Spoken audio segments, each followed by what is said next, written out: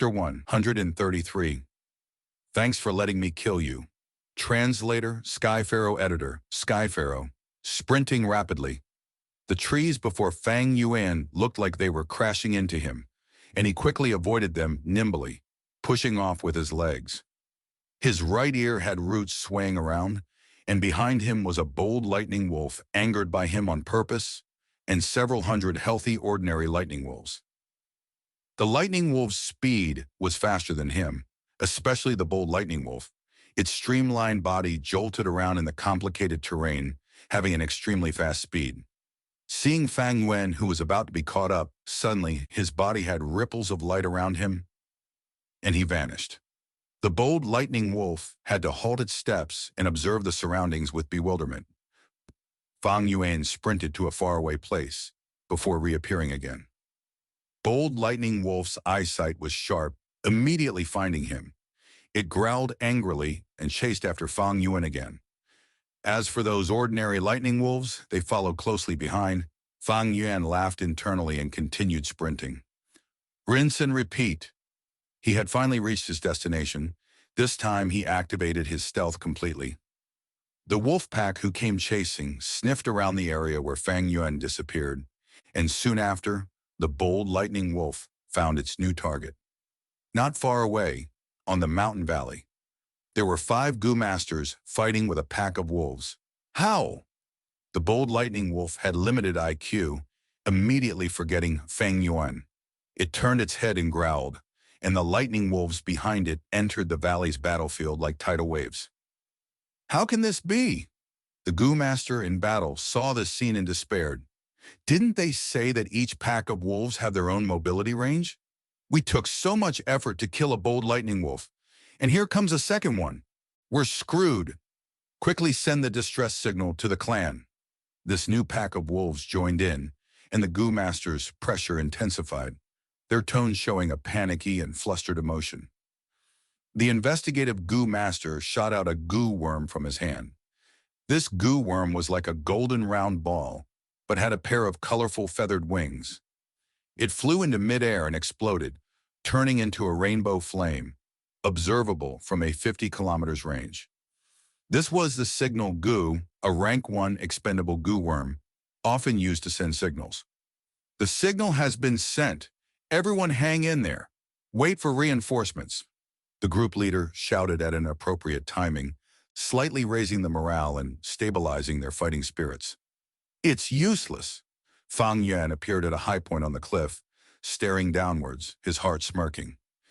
This Gu master group's situation was already well investigated by him. The nearest group in the vicinity was also deep in the wolf pack's encirclement. That pack of wolves was also lured over by Fang Yuan to restrict them.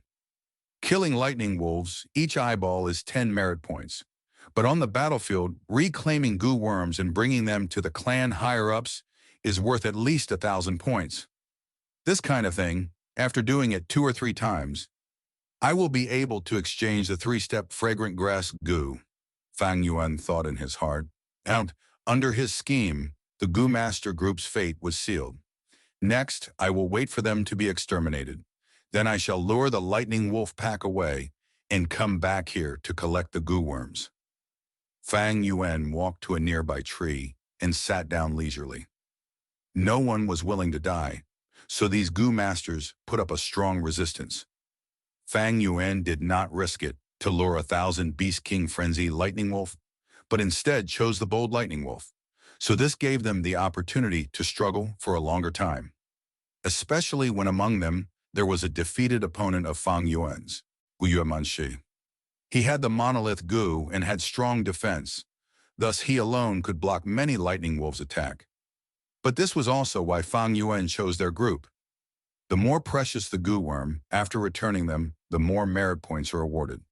After bringing back the monolith Gu, Fang Yuan can get around 3,900 merit points, and that can let his position on the battle merit board rise by at least 20 positions. Of course, Qishan, Moyan, and Qingshu's Gu worms were more precious than the monolith Gu. But Qishan's group had Gu Yueqishi, who possessed the snake communication Gu, able to rely on heat to detect living beings. Fang Yuan's stealth had no use against him. As for Mo Yan, She had an even stronger investigative goo master than Shi, with even more methods. She had single-handedly completed wolf den investigation missions given by the clan many times. Shu Group does not have a strong investigative Gu master, but because of Gu Yue Fangzheng's existence, the clan has definitely sent a clan elder to follow and protect him. Thus, if Fang Yuan lures them, it is courting death. For the Gu masters, in the other two clans, Fang Yuan was not familiar with them.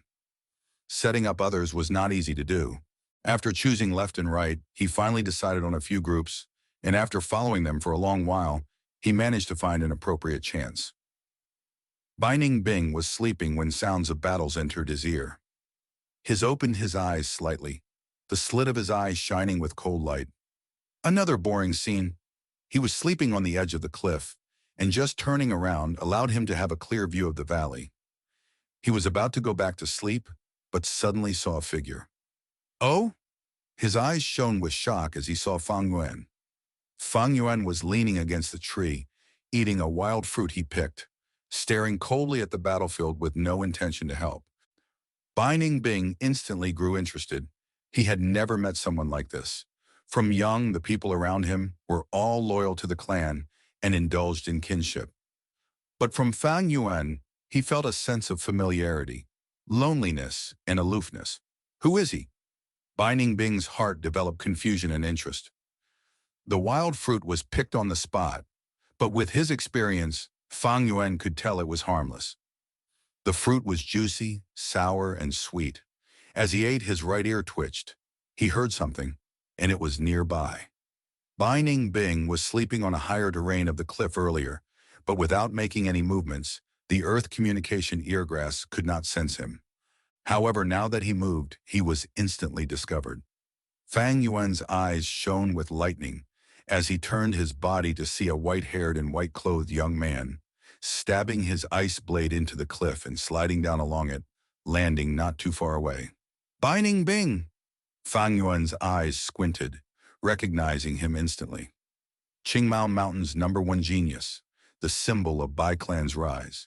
Killing a rank 3 clan elder at rank 2, and at this young age he already reached rank 3.